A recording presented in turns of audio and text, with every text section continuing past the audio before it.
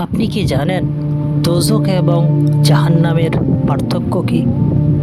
দোজখের 7টি দরওয়াজা রয়েছে। 1 নম্বর দরওয়াজার নাম হইল হাদিয়া, যে দরওয়াজা দিয়ে মুনাফিকরা প্রবেশ করবে। মুনাফিক হলো তারা যারা উপরে মুসলমান কিন্তু ভিতরে তাদের কুফরিতে ভরে রয়েছে। দ্বিতীয় দরওয়াজার নাম হইল জাহিম, যে দরওয়াজা দিয়ে মুশরিকরা প্রবেশ করবে। মুশরিক হলো তারা যারা আল্লাহর সাথে কাউকে শিরিক করত। তৃতীয় দরওয়াজার নাম হলো সাকার, এই দরওয়াজা দিয়ে ওই সকল মানুষেরা প্রবেশ করবে যারা আকাশের দিকে তাকিয়ে এক ধরনের আলো বা আগুনের পূজা করত।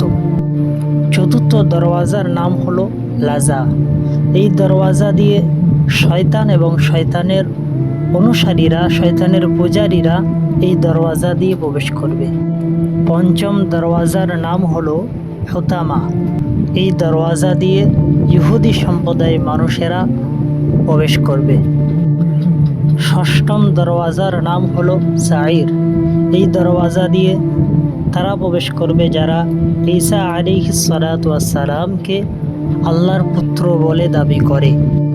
সর্বশেষ ষষ্ঠম দরওয়াজার নাম হলো জাহান্নাম, যেই দরওয়াজা দিয়ে আমাদের নবী হযরত মুহাম্মদ সাল্লাল্লাহু আলাইহি ওয়াসাল্লামের গুনাহগার উম্মতেরা প্রবেশ করবে।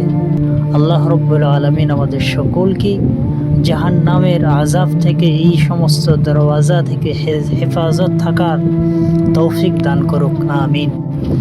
এই সর্বশেষ দরওয়াজা জাহান্নাম হলো এমন একটি দরওয়াজা যে দরওয়াজা দিয়ে পাপীরা প্রবেশ করবে আর পাপের ভোগ সাজা পাওয়ার পর এই দরওয়াজা দিয়ে আবার বার হতে পারবে।